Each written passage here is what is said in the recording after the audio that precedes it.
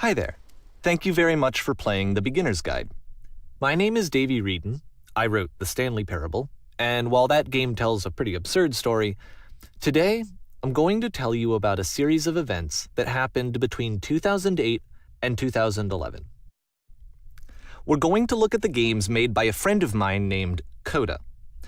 Now, these games mean a lot to me. I met Coda in early 2009 at a time when I was really struggling with some personal stuff, and his work pointed me in a very powerful direction. I found it to be a good reference point for the kinds of creative works that I wanted to make. So just to start you off, this is, I think, the first game he ever made. It's a level for Counter-Strike. You can walk around here, by the way. And mostly it's just Coda learning the basics of building a 3D environment. But what I like is that even though he starts from the simple aesthetic of a desert town, he then scatters these colorful abstract blobs and impossible floating crates around the level. And of course, it destroys the illusion that this actually is a desert town, and instead this level becomes a kind of calling card from its creator. It's like a reminder that this video game was constructed by a real person. And it kind of makes you wonder, what was going through his head as he was building this? This is what I like about all of Coda's games. I mean, not that they're all fascinating as games, but that they are all going to give us access to their creator. I want us to see past the games themselves. I want to get to know who this human being really is. And that's exactly what we're going to do here. So, it's 2008, Coda starts making these games, and he never releases any of them. He doesn't put them onto the internet, he just makes them and then immediately abandons them, and they sit on his computer forever. And I think he really understood this image of himself as a recluse. At one point, he jokingly renamed his computer's recycling bin to Important Games Folder. So, you know, this was just how he worked. He tended to crank them out one after the other without even really pausing to try to understand what he had just made, until suddenly one day, he just stopped. In 2011, that was it. He made his last game, and then he hasn't made another one since. And that's why I've taken this opportunity to gather all of his work together, is because I find his games powerful and interesting, and I'd like this collection to reach him, to maybe encourage him to start creating again. And if the people like you who play this also happen to find his work interesting, then I'm sure it'll just send that much stronger of a message of encouragement to Coda. So thanks for joining me on this. If you have a particular interpretation that I haven't mentioned here, or if you just need to get in touch, you can email me at daveywreden@gmail.com. Okay, that's about it for introduction. Let's take a look at Coda's first proper game. As each game is loading, I'll show you the date that it was completed. This first one was made in November 2008.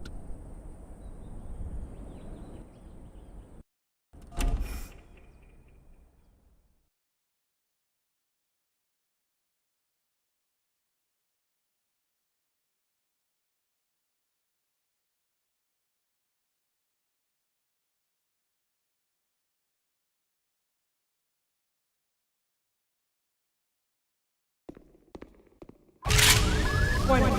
Whisper machine active. Shift destruction imminent. This game is called Escape from Whisper, and it's one of the more generic games you'll see from Coda.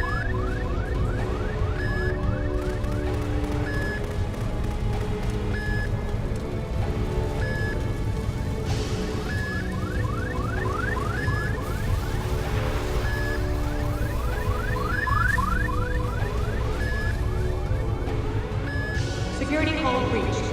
Hostile alien life forms inbound. It kinda looks like this game was abandoned mid-development. For instance, you have this gun, which you'd think would indicate that there are supposed to be monsters or enemies somewhere, but then clearly there are no enemies anywhere. You can't even reload the gun when you run out of bullets. But ultimately we don't really know. Maybe Coda thought that actually it was complete the way that it is. And I think that we should talk about his games for what they are, rather than for what they're not. Enemy force neutralized. Begin shield evacuation. I love how you can see the bottom of the universe from this room.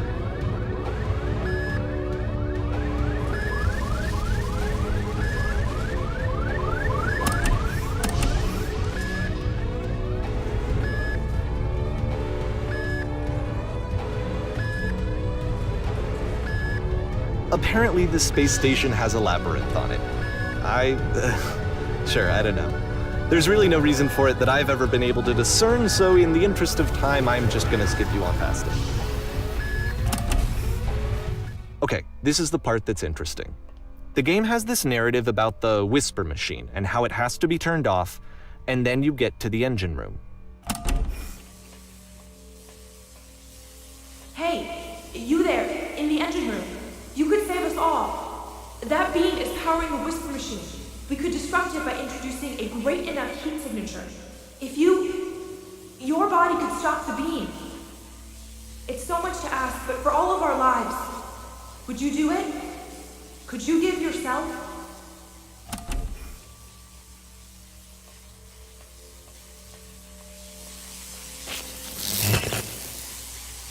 Let me pause here for a second. What you just experienced, stepping into the beam and then dying, is probably what Coda had initially intended when he was developing this level. But when he first compiles and plays it, something goes wrong. There's a bug somewhere. And this is what happens instead.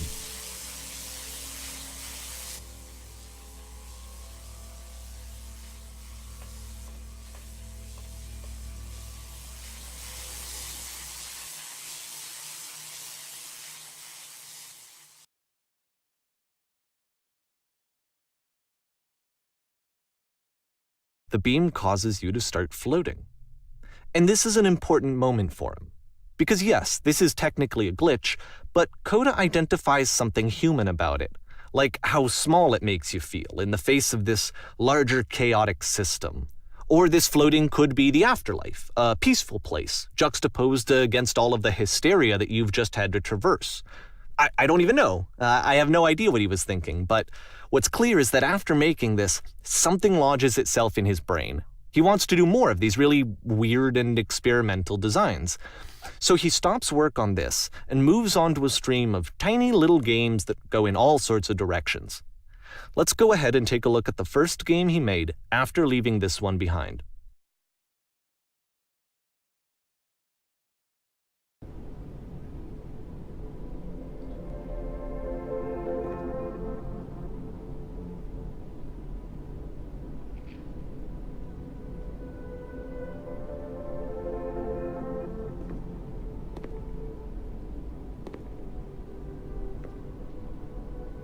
So try walking backwards.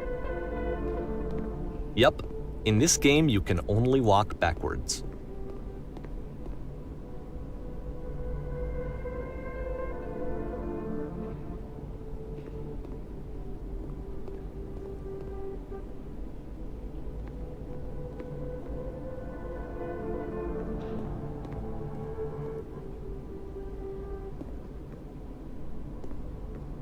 So it's a short and relatively minimalist experiment combining motion and narrative.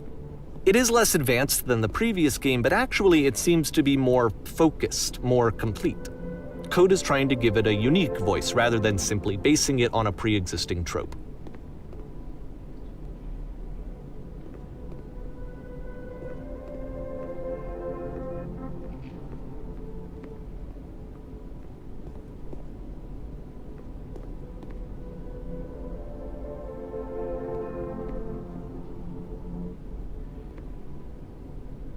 It's a short little thought, it says what it wants to say, and then it ends. Didn't need anything more than that. Which to me is why it works, because it gets out quick. Okay, next one.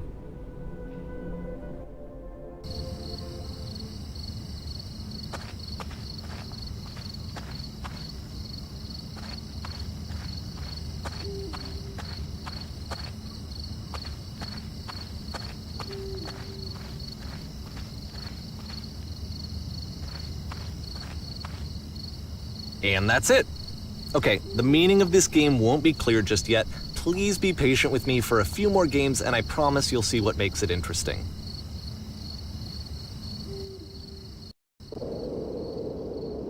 Oftentimes, Coda would put bizarre titles like this one at the start of his games. I wish I'd known him at the time that he was making these early games. He would really only talk to me about his work as he was making it. Once he stopped work on a game, that was it. It was dead to him. And I don't agree with that at all, but what are you gonna do? I know it's tempting, but there's actually nothing over here. Sorry.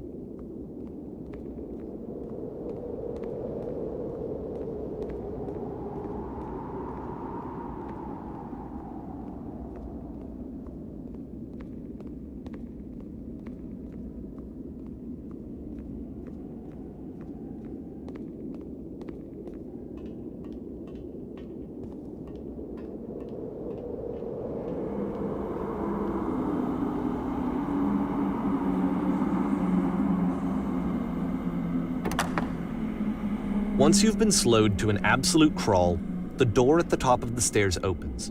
So why, if Coda's not showing these games to anyone, why bother opening the door at all? Well, to show you, I'm modifying the game here so that when you press enter, it'll bring you back up to full speed so you can enter the door for yourself.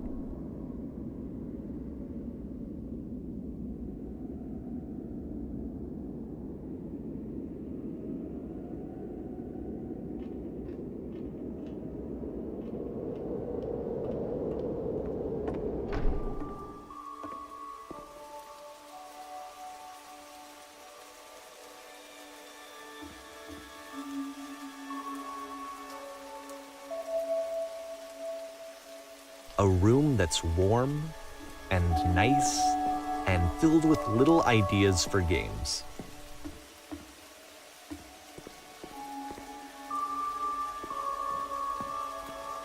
Coda would often tell me that he didn't mind if people thought of him as cold or distant. He said that he knew that he was actually a vibrant and compassionate person, but that it takes time to really see that.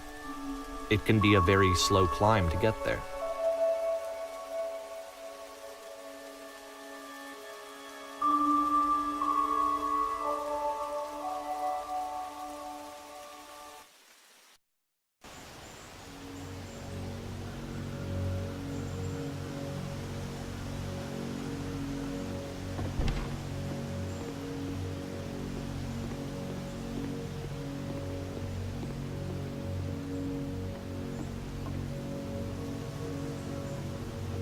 Well, this is new for Coda. It's an actual puzzle. Go ahead and see if you can solve it.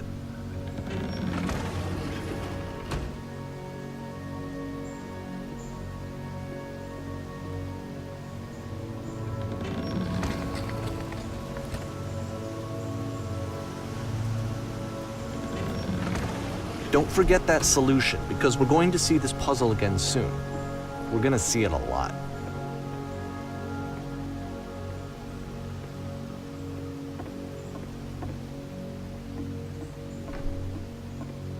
So that seems to be it, right? You walk down a corridor, you solve a puzzle, you get to the end. Simple enough. All right, now I'm going to modify the game again so that when you press enter, it'll remove all of the walls from this room.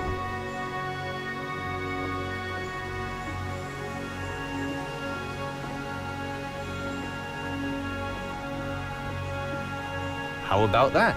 There was more to it than we had any way of knowing. I actually find it funny that this game comes after the Stairs game since they essentially convey the opposite idea. So, in the Stairs game, a dull exterior concealed a rich interior. And then, in this level, a dull interior hides this fantastic outer world. Either way, I think that the point is the same, is that most of the time you don't get to know what you're missing, or even that you're missing anything. That's not your role as a player. So if your role here is not to understand, then what is it?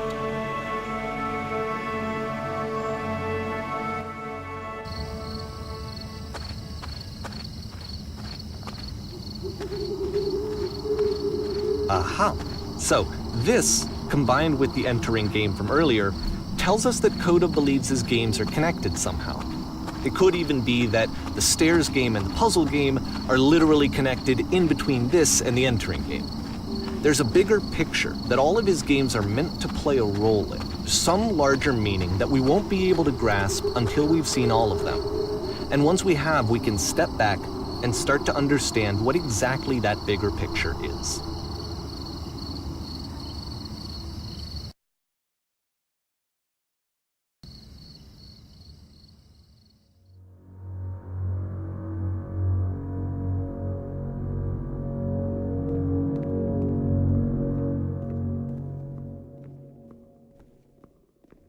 Let's talk about video game development for a second. Every video game runs on what's called an engine, which determines what the game can and cannot do.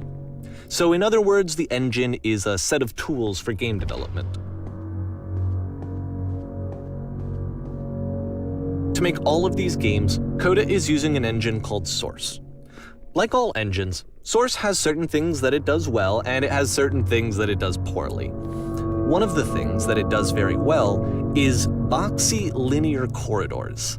That's why so many of Coda's games are set in these large, flat, empty rooms, is just because he's working with what the engine does well. The tools available to the creator shape what kinds of creative work they're going to end up making. You might consider paying attention to the architecture in Coda's games, to notice how they seem to stem from an engine that's very good at producing linear, boxy corridors.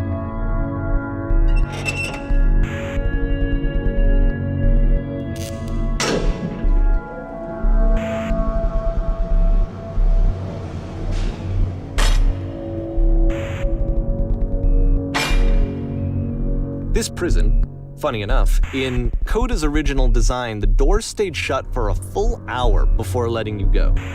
If you don't mind, I think we're gonna skip that. This is something that he and I used to argue about a lot. You know, whether a game ought to actually be playable, whether it means anything if no one can get through it. And I would always defend that, you know, all this work goes into the game, why not make it playable and accessible? And so we just got into heated arguments over it, and there was one time that after one of these conversations, he went home, and a day or two later, he sent me a zip file entitled Playable Games that was full of hundreds of individual games, each of which was just an empty box that you walked around in and nothing else. Believe me, I played every single one of those just to find out if there was like a gag hidden somewhere. There wasn't.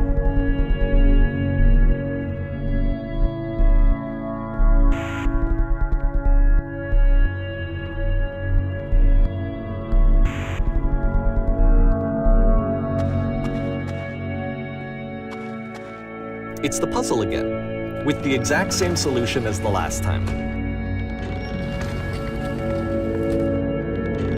There's still no clear indication of what makes this puzzle so special that Coda is going to return to it over and over. But I promise I'll share with you my interpretation very shortly.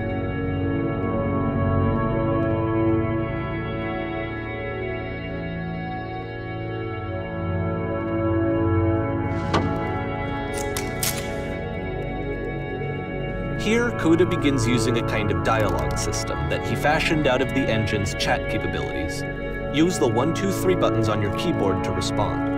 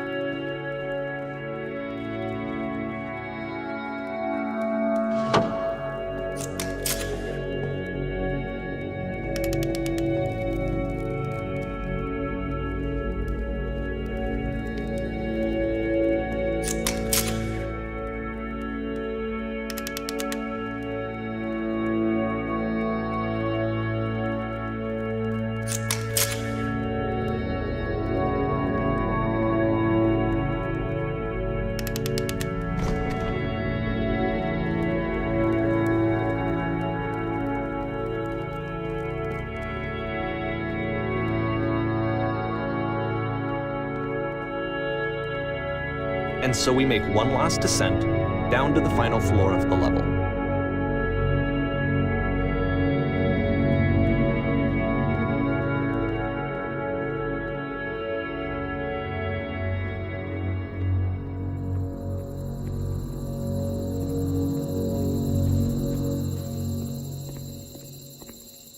It's a lamppost. Okay, I can't tell you quite why, but for some reason, Coda fixates on this lamppost. It's going to appear at the end of every single one of his games from here on out. I'll tell you what I think. I think that up to this point, he's been making really strange and abstract games with no clear purpose, and maybe you can only float around in that headspace for so long. Because now he wants something to hold on to. He wants a reference point. He wants the work to be leading to something. He wants a destination, which is what this lamppost is. It's a destination. We're going to see it in the work as well. His games are just going to become a lot more cohesive, a lot more fully developed, with more of a clear idea behind them. And as we go, that idea will get clearer and clearer and clearer.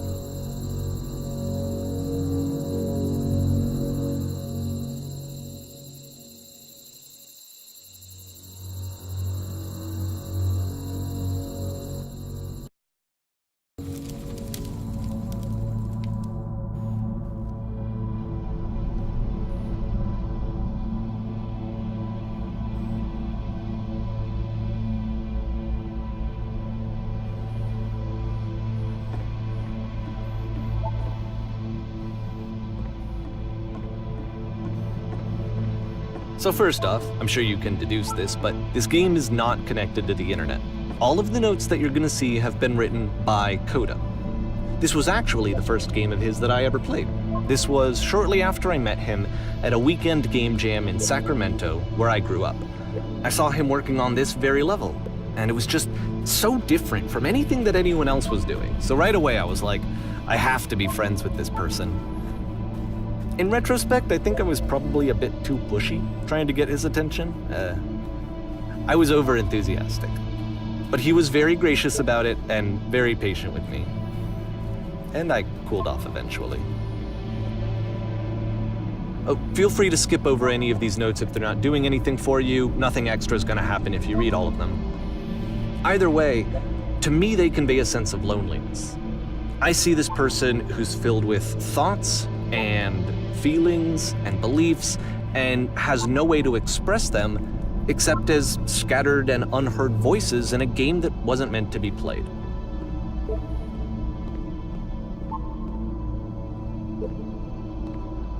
But it's ironic, isn't it, that in playing this game and seeing how alone Coda often felt, that we get to know him better and actually kind of connect with him. And I have to be honest with you, this idea is really seductive to me. That I could just play someone's game and see the voices in their head and get to know them better and have to do less of the messy in-person socializing. I could just get to know you through your work. I think this is why I always liked Coda's games so much, is because it felt like they let me have that connection. I felt as though he was inviting me personally into his world. And then I feel less lonely too.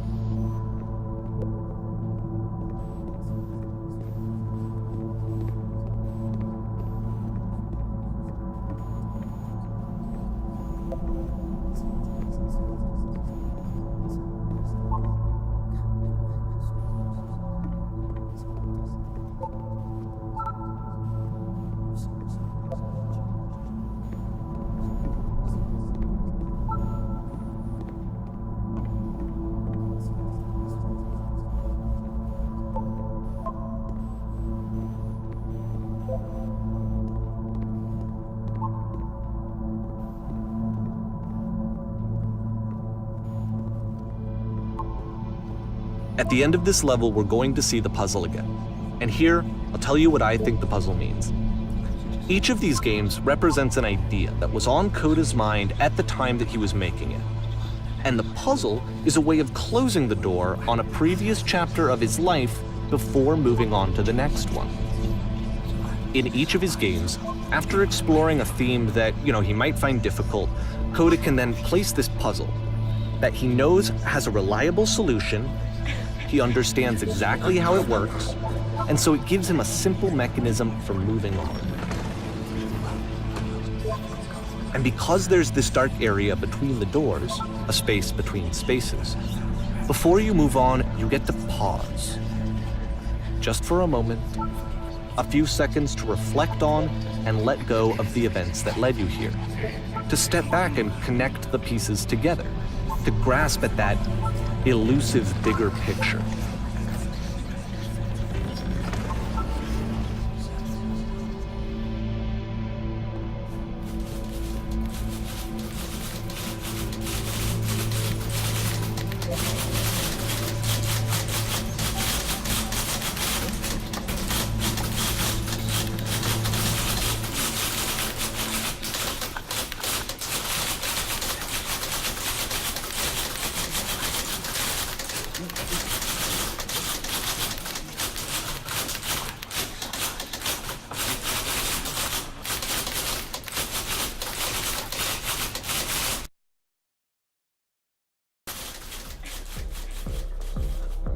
Okay, this one is tough. It's gonna kinda just spin its own wheels for a few minutes. Hang with it.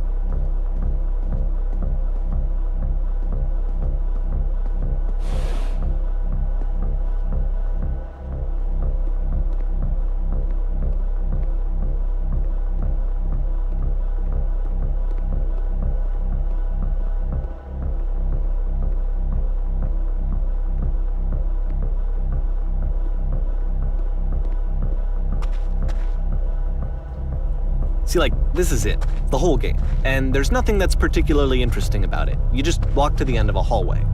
Except, for some reason, Coda gets really fixated on this prison that has all of this modern furniture. And I don't know why, but he decides he needs to revisit this prison. He's gonna start over, use the same assets, turn it into something else. Okay, cool, here's version 2.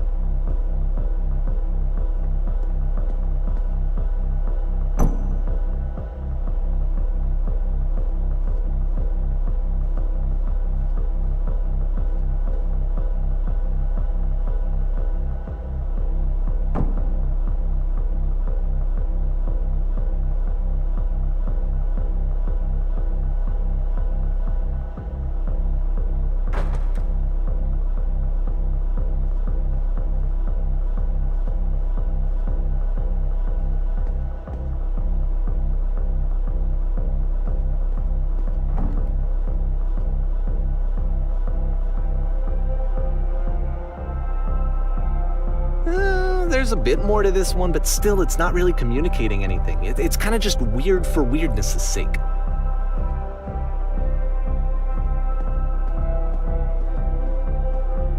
So okay, he throws it out and starts over. This time he comes at the prison idea from a different direction.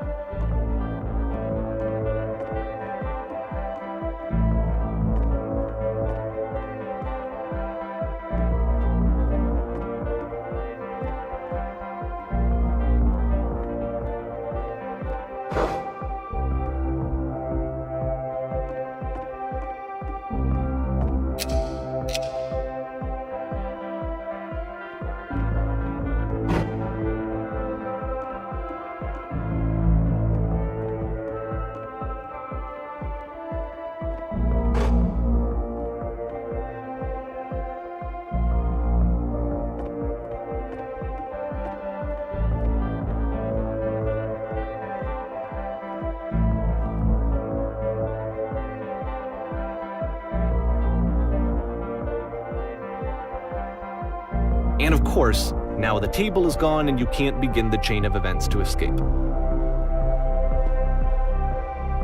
Here's a version where there are no bars, but you can't actually get to the well. And then a version where the inside of the prison is the outside and the outside is the inside. Let me just blink you real quick through a few more of these. I mean, he really unloaded on this prison idea. There's nearly a dozen of them. Personally, I think it's awful to watch this. To see a person basically unraveling through their work. And for what? Like, at what point do you just go, maybe there are game ideas other than this prison that I could be working on? But Coda doesn't have that voice telling you to stop, that particular mechanism of defense against yourself. Without it, you just spiral. And so he keeps going and going and going and going and going, and then he hits on something. And he likes it. And that's it. He's done. He stops making prisons. This is the very last version of the prison game that he created. And the reason I think it works is that the prison is not actually in it.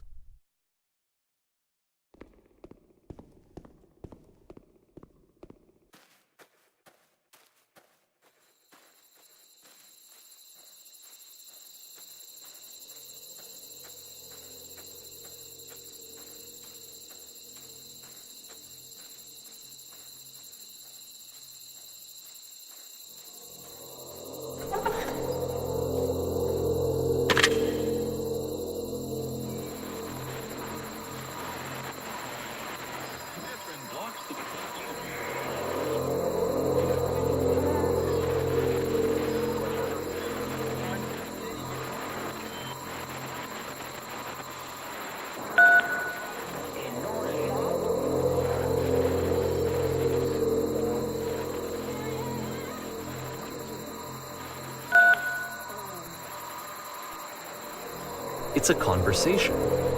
And so this is what Coda wants, is to be able to talk to someone, to share what's on his mind, and to get some good advice from someone who knows.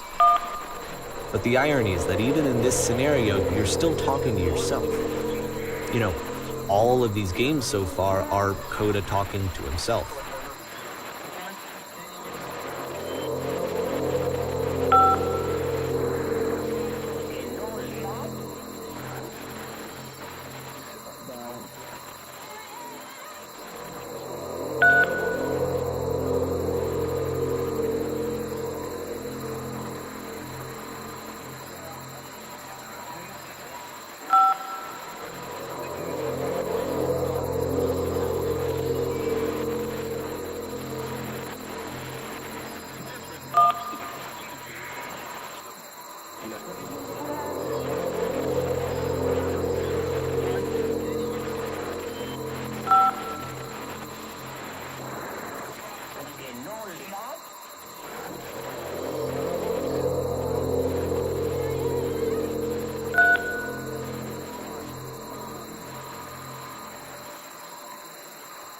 I can see why he considers this a fitting conclusion to the prison games.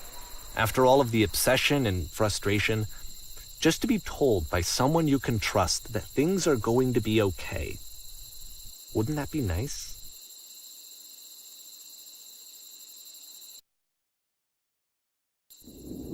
So what would it look like if Coda wanted to make a game about talking to someone other than himself?